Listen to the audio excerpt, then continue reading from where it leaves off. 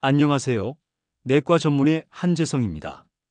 여러분, 혹시 밤에 자다가 자꾸 화장실에 가시진 않나요? 한밤중에 깨서 소변을 보러 일어나는 일이 자주 반복되면 수면의 질이 떨어지고 다음날 하루 종일 피곤하고 무기력해지죠. 이게 하루 이틀도 아니고 매일 밤 반복된다면 정말 스트레스일 겁니다. 실제로 진료실에 오시는 60대 이상 환자분들 중 절반 이상이 요즘 밤에 자주 깨서 잠을 못 자겠어요 라고 호소하십니다. 두세 번씩 깨서 화장실에 다녀오다 보면 다시 잠들기도 어렵고 깊은 잠은 더더욱 어렵죠. 어르신들 중엔 이런 말도 하십니다. 이젠 자는 게 무서워요. 자다가 또 깨야 하니까요. 단순히 나이가 들어서 그렇겠지 하고 넘기기 쉽지만 사실 이 야간요, 즉 밤에 자다가 소변을 보기 위해 깨는 증상은 그 자체로 건강 이상을 알려주는 신호일 수 있습니다. 밤마다 소변이 마려워서 깨는 이유는 정말 다양합니다. 노화로 인한 방광 기능 저하부터 전립선비대증, 당뇨, 심부전, 심지어는 평소에 드시는 약물 때문일 수도 있습니다. 그만큼 원인을 정확히 파악하고 자신에게 맞는 방법으로 조절하는 것이 중요하죠. 오늘은 왜 나이 들수록 야간뇨가 더 자주 생기는지, 그리고 수면의 질을 지키기 위해 어떤 생활 습관을 바꿔야 하는지, 또 병원을 꼭 방문해야 하는 신호는 무엇인지 차근차근 알려드리겠습니다. 오늘 내용을 끝까지 보신다면 밤에 깨는 횟수를 현저히 줄이는 방법, 그리고 다시 숙면을 되찾는 열쇠를 꼭 얻어가실 수 있을 겁니다. 그럼 본격적으로 시작해 보겠습니다. 자, 그럼 이제 본격적으로 이야기해 보겠습니다. 오늘의 첫 번째 주제는 바로 야간뇨가 무엇인가요? 입니다. 야간뇨라는 단어 많이 들어보셨죠? 사실 병원에서 사용되는 전문 용어 같지만 우리가 평소에 말하는 밤에 자다 깨서 소변 보는 것, 그게 바로 야간뇨입니다. 정확한 의학적 정의는 이렇습니다. 수면 중 소변을 보기 위해 한 번 이상 잠에서 깨는 현상, 이걸 야간뇨라고 합니다. 여기서 중요한 건 단순히 소변이 마려운 느낌이 드는 것이 아니라 직접 일어나서 화장실에 가는 것까지 포함한다는 점입니다. 자, 그럼 이런 질문이 생기실 겁니다. 한 번만 일어나는 것도 야간뇨인가요? 네, 맞습니다. 의학적으로는 단 한 번만 일어나도 야간뇨라고 정의됩니다. 하지만 실제 임상에서 문제로 여기는 건 보통 하루에 2번 이상입니다. 즉, 잠을 방해할 정도로 자주 깨는 경우, 그리고 그로 인해 피로감이나 수면 부족이 생긴다면 그건 반드시 원인을 파악하고 관리가 필요한 상태라는 거죠. 자주 듣는 말 중에 이런 게 있어요. 뭐, 나이 들면 다 그렇지. 밤에 한두 번쯤 일어나는 게 뭐 어때서? 이런 식으로 넘기시는 분들 정말 많습니다. 하지만 야간뇨는 단순히 번거로운 증상을 넘어 삶의 질, 더 나아가 건강 전반에 영향을 주는 문제입니다. 첫째, 수면의 질을 떨어뜨립니다. 우리 몸은 깊은 수면 단계, 즉 렘수면과 놀렘수면을 오가면서 회복합니다. 그런데 밤에 자꾸 깨게 되면 이 수면 리듬이 깨지고 깊은 수면에 도달하지 못한 채 다시 얕은 잠으로 돌아가게 됩니다. 결과는요, 아무리 7시간, 8시간을 누워 있어도 몸이 개운하지 않고 머리도 멍하고 쉽게 피곤해집니다. 둘째, 낙상의 위험이 커집니다. 특히 60세 이상 고령자에게는 아주 중요한 문제입니다. 밤중에 졸린 상태로 일어나 어두운 화장실을 향해 걷다가 넘어지는 사고 생각보다 굉장히 흔합니다. 실제로 요양병원이나 응급실에서 골절로 입원하시는 어르신들 중 상당수가 밤에 화장실 가다가 넘어졌어요 라고 말합니다. 골절, 특히 고관절 골절은 단순한 뼈 문제를 넘어서 전신 건강에 심각한 영향을 줄 수 있는 사건이 될 수 있습니다. 셋째, 야간뇨는 만성질환의 경고 신호일 수 있습니다. 단순한 노화가 아니라 전립선비대증, 당뇨, 심장기능 저하, 수면 무호흡증 등 조용히 진행되는 질병의 가장 초기 신호가 바로 야간뇨로 나타나는 경우도 많습니다. 즉, 야간뇨는 그 자체로 불편한 증상이기도 하지만 우리 몸 어딘가에 이상이 생겼다는 경고등일 수도 있다는 겁니다. 제가 진료했던 68세 남성 환자분이 계셨습니다. 선생님, 밤에 너무 자주 깨서 잠을 못 자요. 이 시간마다 화장실에 가요. 낮에도 좀 졸리긴 하지만 뭐 이 나이쯤 되면 다 그렇지 않나요? 라고 하셨습니다. 그런데 막상 진료해보니 이분은 전립선비대증이 상당히 진행된 상태였고 거기에 더해 고혈압약 중 일부 이뇨작용이 있는 약도 함께 복용하고 있었습니다. 약 조절과 전립선 치료를 시작했더니 밤에 일어나는 횟수가 3번에서 1번으로 줄었고 잠도 훨씬 깊게 잘 수 있게 되었다고 하셨어요. 이처럼 야간뇨는 몸의 구조적인 변화, 약물, 생활습관 등 여러 요소가 복합적으로 얽혀 있기 때문에 그냥 참고 넘기기보다 원인을 정확히 찾아보는 것이 매우 중요합니다. 자, 앞서 야간뇨가 단순한 노화 현상이 아니라 건강 상태를 보여주는 중요한 신호일 수 있다는 말씀드렸습니다. 그렇다면 궁금하시죠? 왜 나이가 들면 유독 밤에 화장실을 자주 가게 되는 걸까요? 사실 이 질문에 대한 답은 하나의 이유로 설명되지 않습니다. 여러 가지 생리적 변화가 복합적으로 작용해서 생기는 결과입니다. 이제부터 그 주요 원인을 하나하나 자세히 설명드릴게요. 우리 몸에서 소변을 저장하는 역할을 하는 방광, 이 방광도 나이가 들면서 노화가 진행됩니다. 어떻게 되냐면요. 탄력성이 떨어지고 부드럽게 늘어나는 능력이 약해집니다. 그러면 무슨 일이 생기냐? 예전엔 30만 400ml 정도 저장할 수 있었던 방광이 나이가 들면 15만 200ml만 차도 마려운 느낌을 보내버립니다. 게다가 방광 근육이 약해지거나 과민해지면 아직 찬 것도 아닌데 갑자기 소변이 급하게 마렵거나 참기 어려운 신호가 자주 오게 됩니다. 이게 바로 우리가 말하는 과민성 방광 증상이기도 합니다. 특히 밤에는 몸의 긴장이 풀려 있기 때문에 방광이 더 민감하게 반응할 수 있고 낮에는 참고 넘겼던 신호도 밤에는 깨어나게 만들 수 있죠. 사람은 원래 밤에는 소변이 덜 만들어지게 설계되어 있습니다. 그게 가능한 이유는 뇌하수체에서 분비되는 항이뇨 호르몬 덕분입니다. 이 호르몬은 밤이 되면 신장에게 물을 재흡수하라는 신호를 보내 소변의 양을 줄이고 수면을 유지할 수 있도록 도와줍니다. 그런데 나이가 들면 이 호르몬의 분비량이 줄어듭니다. 그래서 밤에도 신장은 소변을 계속 만들어내고 결국 방광이 빨리 차면서 깨게 되는 거죠. 이게 바로 많은 어르신들이 젊을 땐 밤새 잘만 잤는데 요즘은 자꾸 마려워요라고 말하는 이유입니다.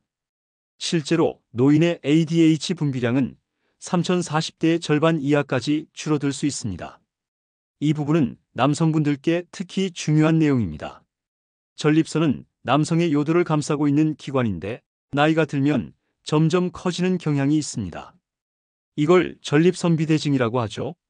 전립선이 커지면 어떤 일이 생기냐면 소변이 잘 안 나가고 잔뇨가 남고 자주 마려운 느낌이 생깁니다. 특히 밤에 증상이 더 심해지는 경향이 있습니다. 왜냐하면 밤에는 심리적으로 더 민감해지고 조용한 환경에서 작은 자극도 크게 느껴지기 때문이죠. 게다가 누운 자세가 방광 쪽 압력을 변화시켜 배뇨 자극이 더 쉽게 올 수 있습니다. 실제로 전립선비대증이 있는 60대 남성의 약 70% 이상이 야간뇨를 경험한다고 보고된 바 있습니다. 여성은 전립선이 없지만 나이 들면서 방광과 요도 주변 근육이 약해지는 현상이 나타납니다. 특히 폐경 이후 여성에게 많이 나타나는 변화인데요. 에스트로겐 감소가 주요 원인입니다. 이 호르몬이 줄면 요로점막이 약해지고 요도와 방광 근육의 지지력이 떨어지면서 소변을 잘 저장하지 못하게 됩니다. 이로 인해 과민성 방광, 요실금, 야간뇨 같은 증상들이 늘어나죠. 출산 경험이 있는 여성은 이런 변화가 더 빨리 나타날 수도 있습니다. 이건 많은 분들이 간과하는 부분입니다. 낮 동안 오래 서 있거나 걷다 보면 다리나 발이 붓는 경험 있으시죠? 그건 중력 때문에 수분이 하체에 몰리는 현상입니다. 그런데 밤에 눕게 되면 다리의 부기가 심장 쪽으로 다시 올라오고 그 수분이 신장으로 가서 소변으로 배출됩니다. 즉, 낮에는 잘 안 나오던 소변이 밤이 되면 몰아서 나오는 것. 이게 바로 야간뇨로 이어집니다. 특히 신부전이 있는 분들은 이런 증상이 더 심하게 나타납니다. 심장이 체액을 제대로 순환시키지 못해서 밤에 자는 동안 과도한 이뇨작용이 일어나게 되죠. 만성질환도 야간뇨의 주요 원인입니다. 당뇨가 있으면 혈당이 높아지면서 몸은 그걸 희석시키기 위해 물을 끌어오고 결과적으로 소변량이 늘어납니다. 고혈압도 마찬가지입니다. 고혈압 치료를 위해 복용하는 이뇨제, 특히 저녁에 복용하게 되면 밤에 소변이 자주 마려운 부작용이 생길 수 있습니다. 그래서 약 복용 시간 조절만으로도 야간뇨 증상이 호전되는 경우도 있습니다. 여러분, 꼭 소변이 마려워서 깨는 걸까요?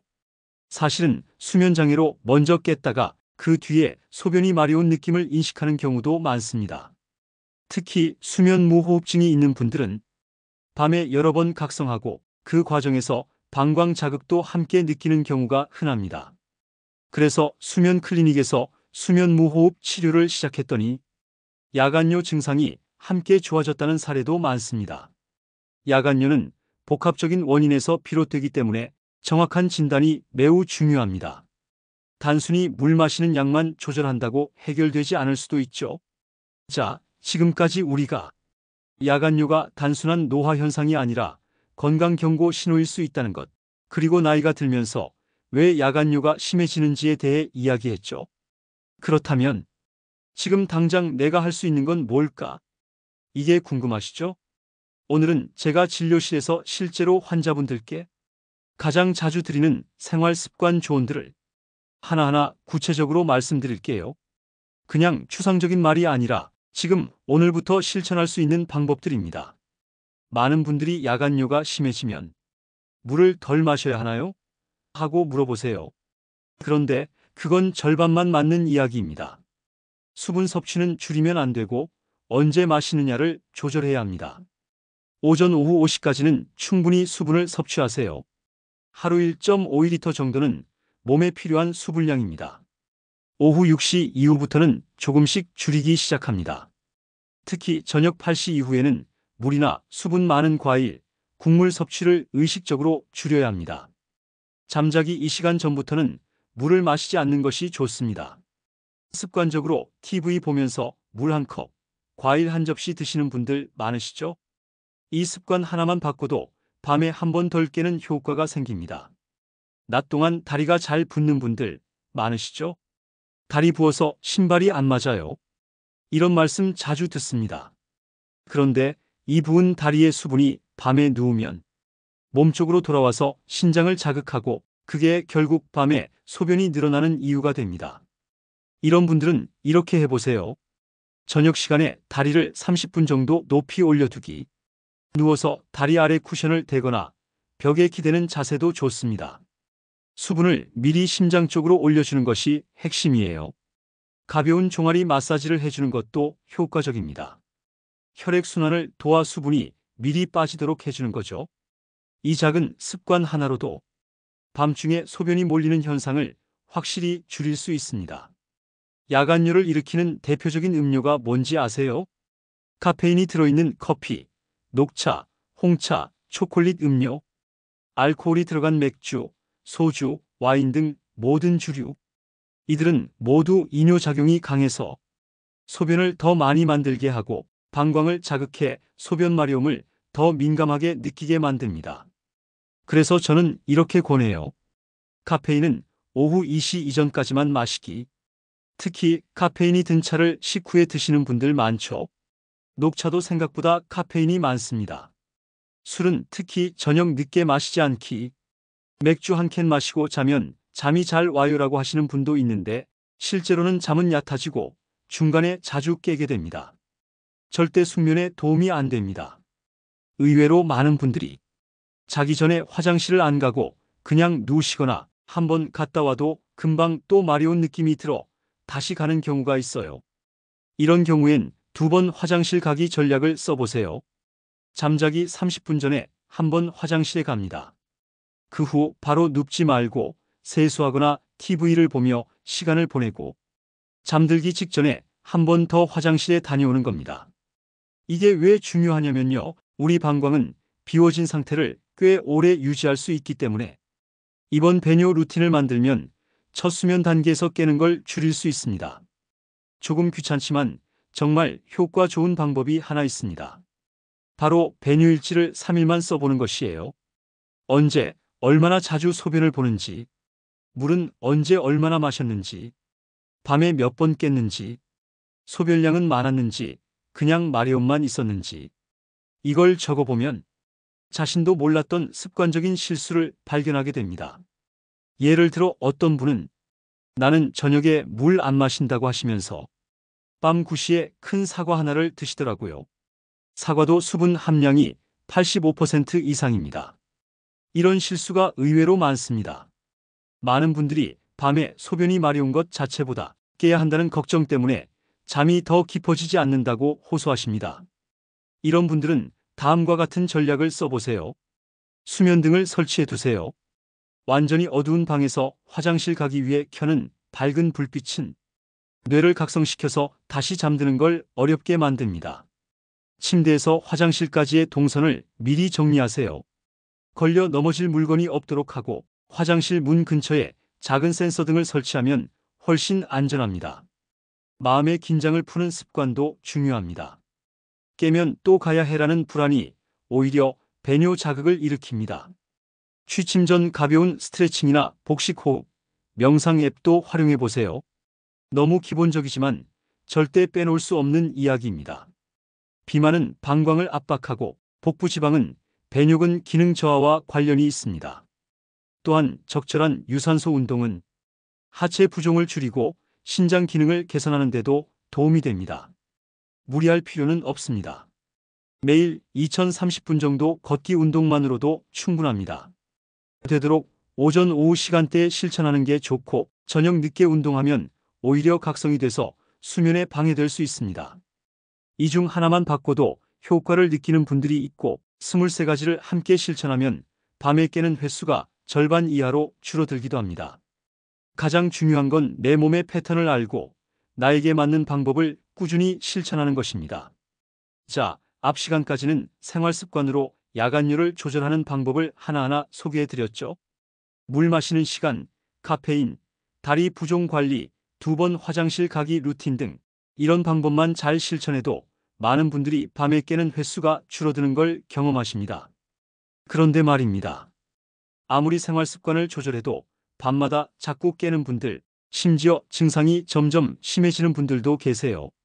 그럴 땐 절대 참고 넘기지 마시고 꼭 병원 진료를 받아보셔야 합니다. 왜냐고요? 야간류는 단순한 불편함이 아니라 우리 몸 어딘가에서 이상이 생겼다는 신호일 수 있기 때문입니다. 오늘은 어떤 경우에 병원을 꼭 방문하셔야 하는지 실제 사례와 함께 자세히 말씀드리겠습니다. 1. 밤에 2회 이상 깨는 일이 일주일 이상 계속되는 경우. 먼저 가장 기본적인 기준입니다. 밤에 1회 정도 화장실을 가는 건 나이가 들면서 자연스러운 변화일 수 있습니다. 하지만 밤에 2번 이상, 그것도 거의 매일 같은 시간대에 깨는 경우, 이건 그냥 넘기면 안 됩니다. 왜냐하면 이 정도 수준의 야간류는 이미 수면의 질을 현저히 떨어뜨리고 낮에도 피로, 집중력 저하, 우울감까지 불러올 수 있기 때문이에요. 그리고 일주일 이상 지속된다면 그건 단순한 우연이 아니라 지속적인 원인이 있다는 뜻입니다. 2. 소변량이 많고 낮보다 밤에 더 자주 가는 경우. 자, 여기서 중요한 개념 하나 알려드릴게요. 의학적으로 야간 단뇨라는 표현을 쓰기도 하는데요. 이건 24시간 소변량 중 밤에 보는 소변이 33% 이상일 경우를 말합니다. 예를 들어 하루 동안 1500ml 정도 소변을 본다고 가정하면 그중 500ml 이상이 밤에 배출된다면 이건 정상적인 상태가 아니라 신장이나 심장, 내분비계 이상을 의심해 봐야 합니다. 실제로 신부전, 수면무호흡증, 당뇨병 환자분들이 이런 양상을 보이기도 해요. 즉, 야간류가 몸속 전반적인 순환 시스템의 경고 신호일 수 있다는 뜻입니다. 3. 소변을 자주 보는데 시원하지 않고 잔뇨감이 있다. 이건 특히 남성분들에게 중요한 증상입니다. 소변을 본 지 얼마 안 됐는데도 다시 마렵고 화장실 다녀온 후에도 뭔가 다 못 본 듯한 느낌, 이런 걸 잔뇨감이라고 합니다. 이 증상이 밤에 심하다면 전립선비대증일 가능성이 매우 높습니다. 전립선비대증은 단순히 자주 가는 문제를 넘어서 소변 정체, 방광 기능 저하, 요로 감염까지 유발할 수 있습니다. 심하면 요폐 소변이 전혀 안 나오는 상태로 이어질 수도 있고요. 이런 증상이 있다면 반드시 비뇨기과나 내과에서 전립선 초음파, 잔뇨량 측정 등의 검사를 받아보셔야 합니다. 4. 소변 줄기가 약하거나 끊기고 힘을 많이 줘야 한다. 이 역시 전립선 또는 방광 기능 이상을 나타내는 중요한 신호입니다. 특히 소변 줄기가 예전보다 가늘어졌거나 중간에 멈췄다 나왔다 반복되고 소변 보려면 배에 힘을 꽉 줘야 한다면 방광 근육이나 요도의 흐름에 기계적인 장애가 있다는 뜻입니다. 이런 경우는 절대 생활 습관으로 해결되지 않고 적절한 약물 치료, 때로는 수술적 치료까지 고려해야 할 수도 있습니다. 5. 소변을 볼 때 통증이 있거나 색이 이상하다. 소변이 따갑다. 잔뇨감이 심하다. 소변색이 탁하거나 붉다. 냄새가 심하다. 이런 증상은 요로 감염, 방광염, 신우신염 또는 혈뇨를 동반한 신장 질환 등 염증이나 감염 또는 출혈성 질환의 가능성이 있습니다. 특히 여성의 경우 폐경 이후 방광 점막이 약해지면서 감염이 반복되는 분들도 많고요. 남성은 전립선염으로 이런 증상이 나타나기도 합니다. 이럴 땐 단순히 물 많이 마시는 걸로 해결이 안 되고 항생제 치료, 정확한 소변 검사가 필요합니다. 6. 평소보다 소변량이 갑자기 많이 늘어난 경우, 특별히 물을 더 마신 것도 아닌데 하루 소변량이 확 늘었다면 이건 내분비계 문제, 특히 당뇨병, 신장 기능 이상, 심한 경우엔 요붕증 등의 가능성도 고려해야 합니다. 특히 다음과 같은 경우는 경고 신호입니다. 물을 많이 마시지 않았는데도 하루 2.5리터 이상 소변, 밤낮 상관없이 자주 화장실 감, 갈증이 심하고 입이 마름, 체중이 갑자기 줄거나 피곤함이 극심함. 이런 증상이 있을 때는 꼭 혈액 검사, 소변 검사, 당화 혈색소 검사 등 전신 건강을 점검해 보셔야 합니다. 7. 밤에 깨는 것이 소변 때문이 아닐 수도 있는 경우, 소변 때문에 깨는 것 같아요 하고 오신 분들 중 알고 보니 수면 무호흡증, 우울증, 불면증이 원인이었던 경우도 많습니다. 특히 이런 경우를 의심해 보세요. 누가 봐도 자주 코를 고는 사람, 자다가 숨이 멈추거나 갑자기 벌떡 깨는 사람, 아침에 머리가 아프고 개운하지 않은 경우, 밤에 깨면 소변은 별로 안 나오는데 자꾸 잠이 안 옴. 이런 분들은 수면 클리닉을 찾아가 보시는 것도 좋은 방법입니다. 의외로 야간뇨보다 수면 장애가 먼저인 경우가 많거든요. 야간뇨를 가볍게 여기지 마세요. 이 작은 불편이 당뇨, 전립선 질환, 심장 질환, 신장 이상, 수면 장애 같은 중요한 질환의 첫 신호일 수 있습니다. 무엇보다도 내가 요즘 좀 이상한데 하는 작은 변화 하나하나에 관심을 가지는 것. 그게 건강을 지키는 첫걸음입니다. 지금까지 야간뇨가 왜 생기는지, 어떻게 줄일 수 있는지, 그리고 병원에 꼭 가야 하는 상황은 무엇인지까지 총 4가지 파트로 함께 이야기 나눠봤습니다. 밤에 화장실 때문에 자꾸 깨는 나, 이제 그냥 받아들여야 하나?